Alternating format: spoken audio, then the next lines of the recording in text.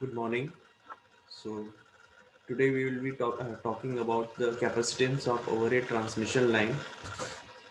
So last class हम लोगों ने इंडक्टेंस कैलकुलेशन किया था कि इंडक्टेंस को किस तरीके से ट्रांसमिशन लाइन का निकाला जाता है. So today we will talk about the capacitance.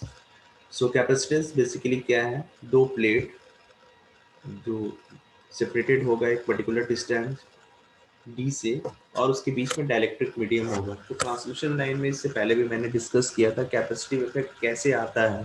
ठीक है, दो ट्रांसमिशन लाइन के बीच में आएगा या फिर ट्रांसमिशन लाइन और ग्राउंड के बीच में आएगा. ठीक है, so air will be acting as a dielectric medium here.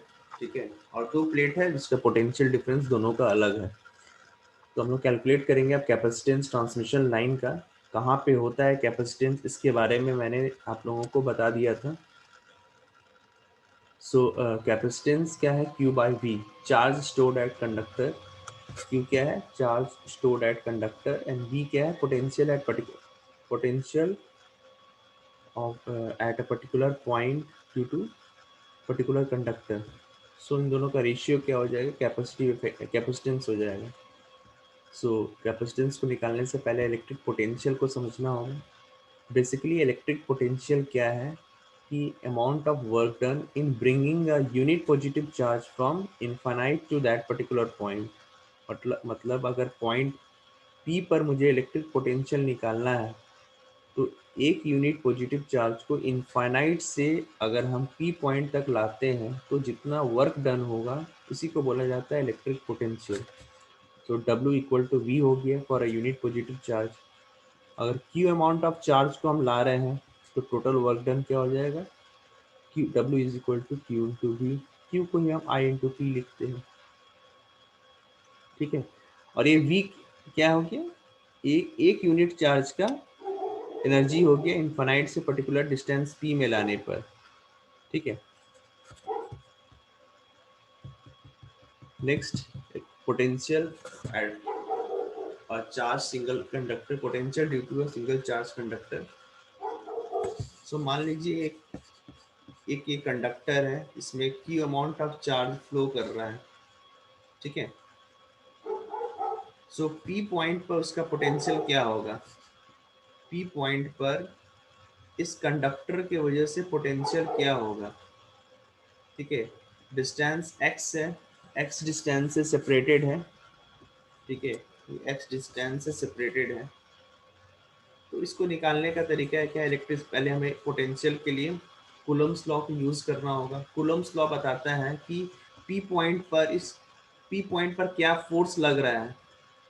इस पॉइंट पी पर इस चार्ज कंडक्टर की वजह से फोर्स क्या लग रहा है, इसी को बोला जाता है इलेक्ट्रिक फील्ड इंटेंसिटी या इलेक्ट्रिक इंटेंसिटी. ठीक है, एक्चुअली कूलम्स लॉ क्या है कि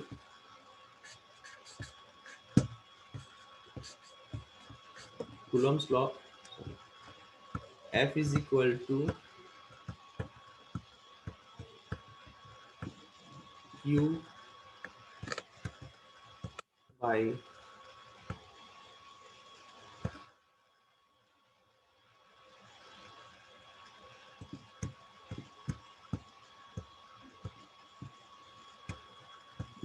ये परमिटिविटी हो गया. ठीक है, इनटू यहाँ पर पी पे चार्ज अगर मान लो यूनिट चार्ज 1 रखे हैं divided by x distance x square हो जाता है. ये कूलम्स लॉ है, it is 4.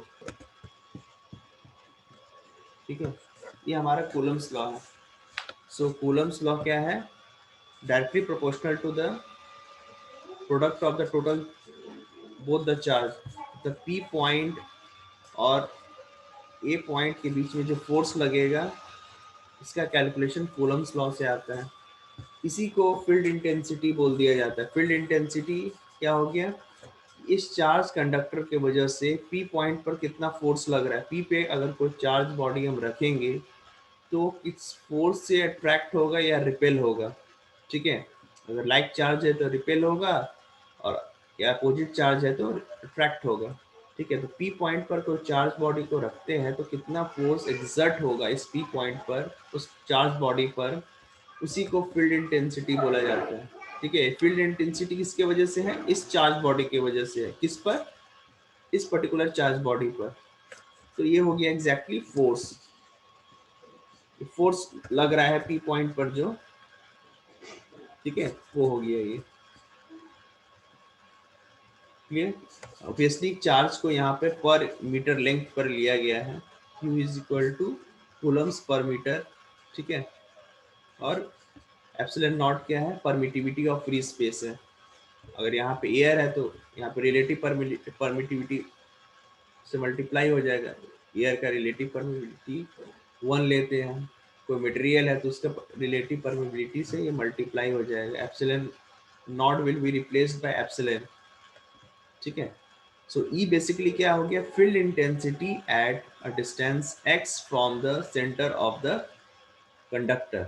Centre of the conductor से x डिस्टेंस पर क्या फील्ड इंटेंसिटी, इस चार्ज बॉडी का इस पॉइंट पर क्या फोर्स एक्सर्शन है, क्या फोर्स एक्सर्ट करेगा किसी चार्ज बॉडी को हम रखेंगे तो force will be definitely multiplication of both the product, both the product of both the charge body।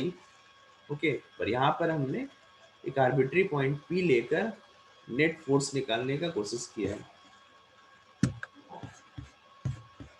चलिए नेक्स्ट आता है, मेरा फोर्स निकल गया।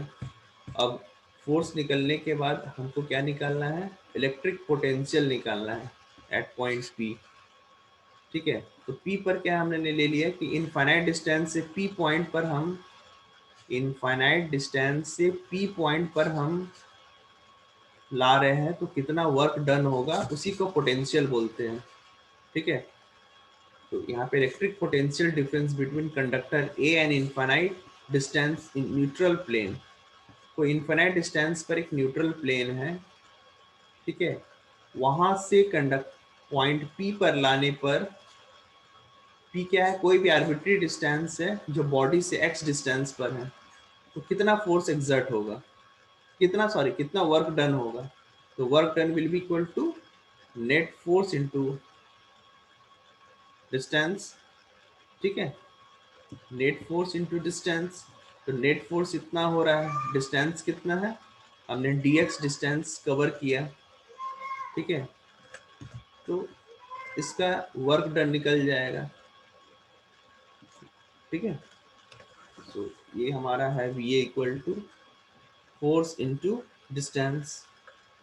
एक्चुअली यहाँ dx क्या है कि हम छोटा सा डिस्टेंस dx लिए जो ट्रेवल करवा रहे हैं। ठीक है, हमने इनफाइनाइट से डिस्टेंस x पे लाया और फिर x से dx मूव किया, तो नेट कितना वर्क डन हुआ?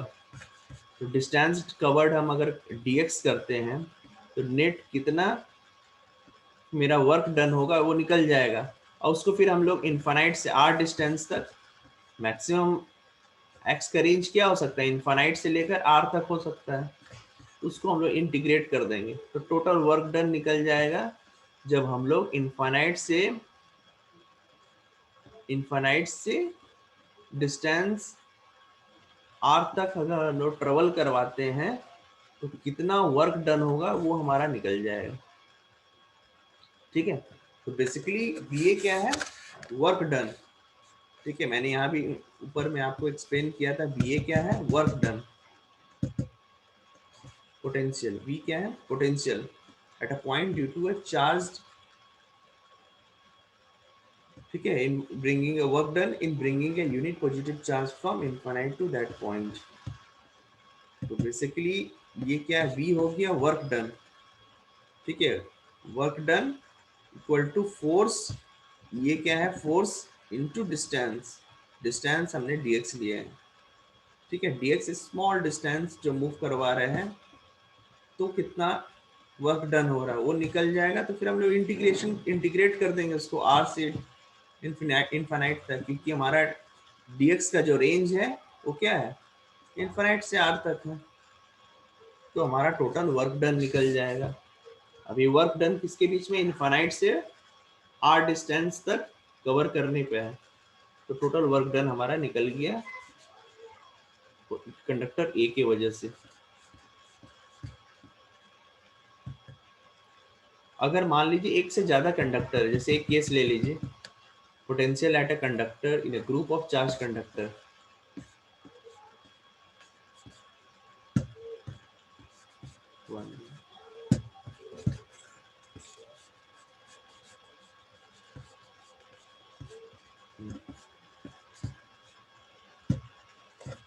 सो यह 6 कंडक्टर्स हैं, सभी का चार्ज है Q A, Q B, Q C, Q D, Q E and Q F. सभी का डिस्टेंस भी दिया हुआ है एक दूसरे से, ये डिस्टेंस डी है, डी टू है, D three, D four and D five. तो हम कंडक्टर ए का निकालेंगे, सभी का radius R one, R two, R three, R four ले लेते हैं इस तरीके से। R one, R two same भी हो सकता है, सारे कंडक्टर का डेफिनेटली सेम भी होगा, बट यहाँ पे मैं नॉर्मली क्या है, कोई भी आर्बिट्री वैल्यूज के पे निकाल के देख रहा हूँ, ठीक है। R one, R two, R three real में क्या होता है, हम लोग सेम रखते हैं, पर अभी फिलहाल समझने के लिए मैंने क्या किया है, तो एक नॉर्मल चीज़ें ले लिए हैं, ठीक है। So Q A, Q B, Q C, Q D, Q सब इसके चार्ज कंटेंट है कंडक्टर में, ठीक है। और सभी का क्या है, कूलम्स पर मीटर लेंथ है, सब चार्ज पर मीटर में लिया हुआ है। तो इस जगह पे हम लोग पोटेंशियल एट ए निकालेंगे due to all the conductor and its own conductor, total potential content निकालेंगे, तभी तो जाके कैपेसिटेंस निकलेगा ना। तो देखिए, potential at at conductor A due to its own charge Q ए।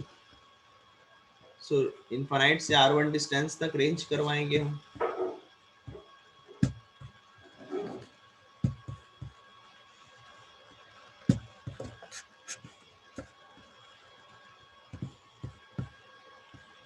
ठीक है।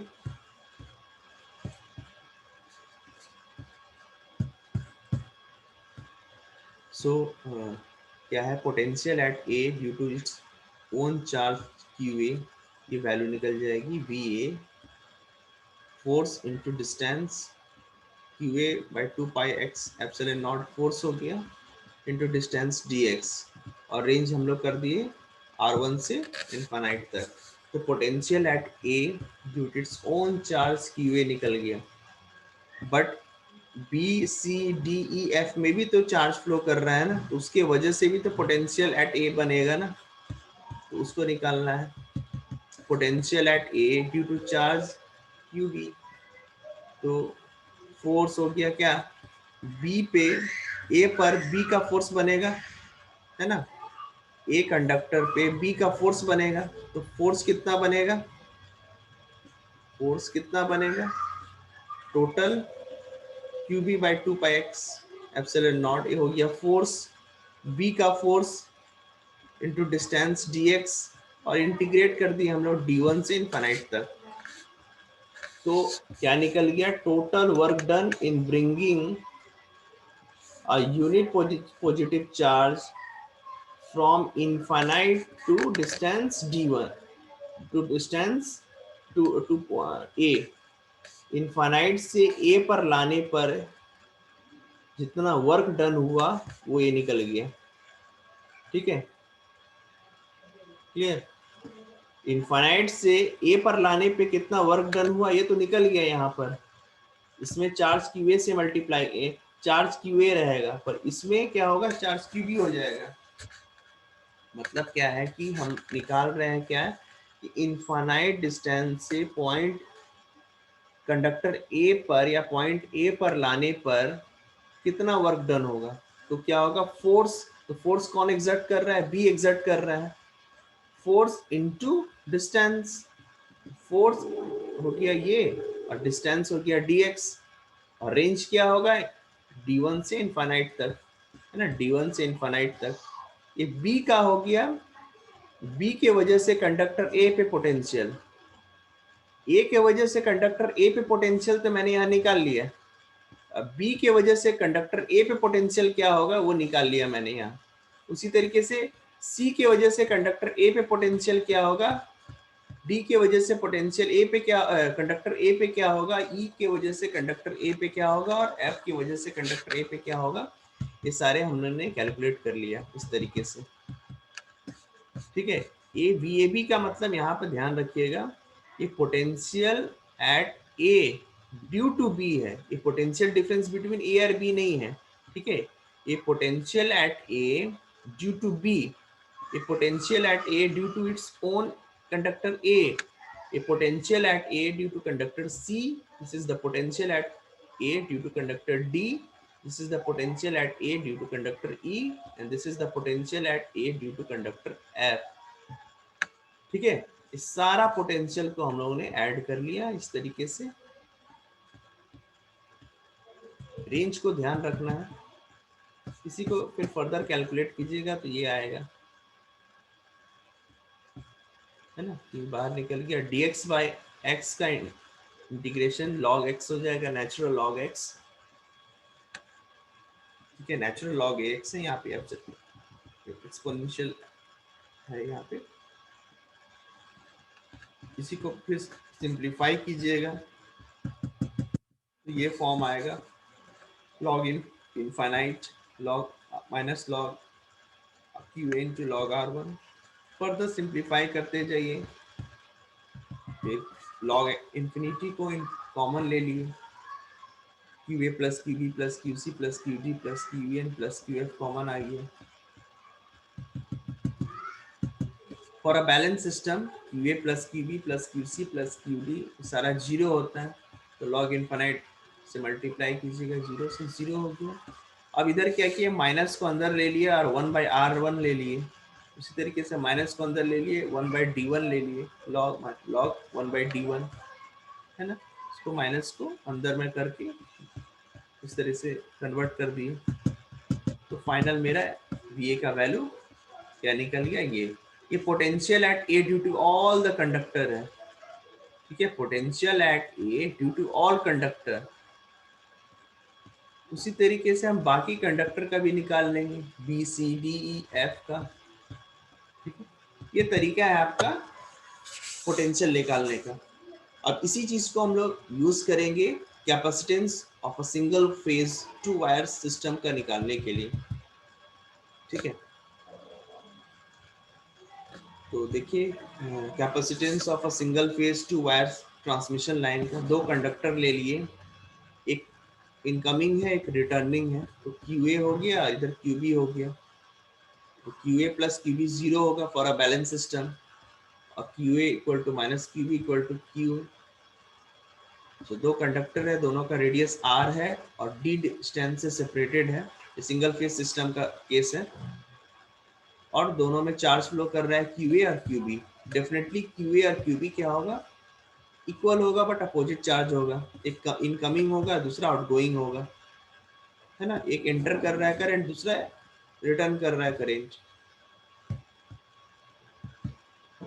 तो potential difference between conductor A and neutral plane, मतलब इसको ये भी बोल सकते हैं पोटेंशियल एट ए क्या है, पोटेंशियल एट ए का ही मतलब होता है potential difference between conductor A and neutral plane A. मतलब न्यूट्रल प्लेन कहाँ पर है, इनफाइनाइट डिस्टेंस पर है, वहां से हम क्या कर रहे हैं, एक यूनिट चार्ज को इनफाइनाइट डिस्टेंस से कंडक्टर ए पर ला रहे हैं, तो मेरा कितना वर्क डन होगा, उसी को यहाँ पे लिखा गया है।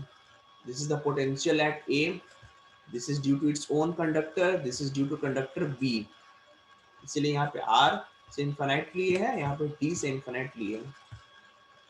ठीक है, this is the potential eight a which is equal to potential at a due to its own conductor, and this is the potential at a due to conductor b,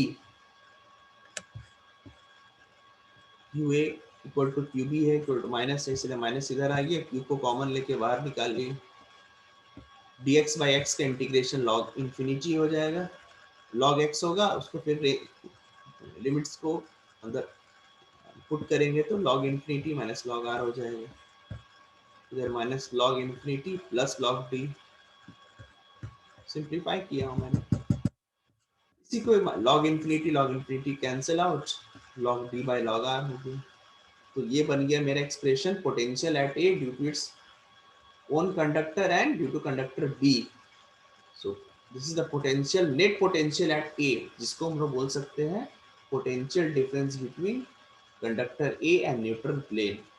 उसी तरीके से बी का निकालेंगे, तो चूंकि क्यू का value वहाँ minus Q रखेंगे, तो इसीलिए यहाँ पर इसको आप सिंप्लीफाई कर सकते हैं पुट करके, ये वैल्यू आएगा, तो बी का वैल्यू ये आ गया।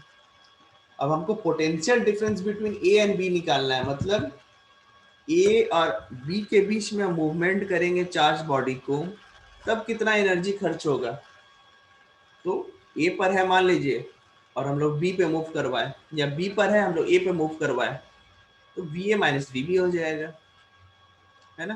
पहले पहले इंफिनिटी पहले हम लोगों ने इनफाइनाइट डिस्टेंस से कंडक्टर बी पे ला के रखा, और उसके बाद हम लोगों ने इनफाइनाइट बी से ए पर लाया। तो बी से जब ए पे लाया, इसका मतलब क्या होगा, इनफाइनाइट डिस्टेंस से potential work done in bringing the charge body from infinite to conductor A minus work done in bringing the unit charge from infinite distance to conductor B. तो V A minus V B हो गया। अब इसी को simplify करेंगे, put करेंगे value, तो ये आ जाएगा Q by pi not pi epsilon not log d by r volts. Now capacitance, so total charge content divided by potential difference.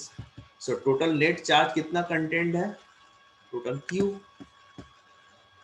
charge content है divided by potential difference between a and b। इसका value को put की, ये value आ गया, ठीक है। This is the capacitance between conductor A and B, ये वैल्यू आ गया epsilon pi epsilon naught by log D by are.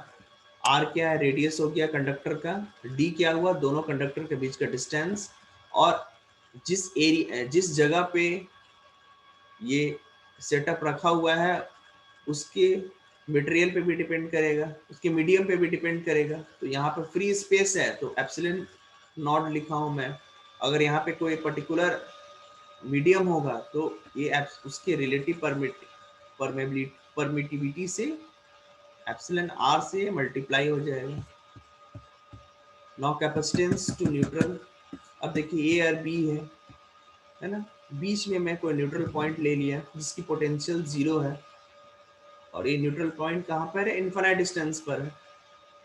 तो ये सी ए एन और सी बी एन हो गया, दोनों में सीरीज में कनेक्टेड है। अब आपको पता है दो कैपेसिटर सीरीज में कनेक्टेड रहता है, उसका इक्विवेलेंट क्या होता है, ये होता है C A N into C B N by C A N plus C B N.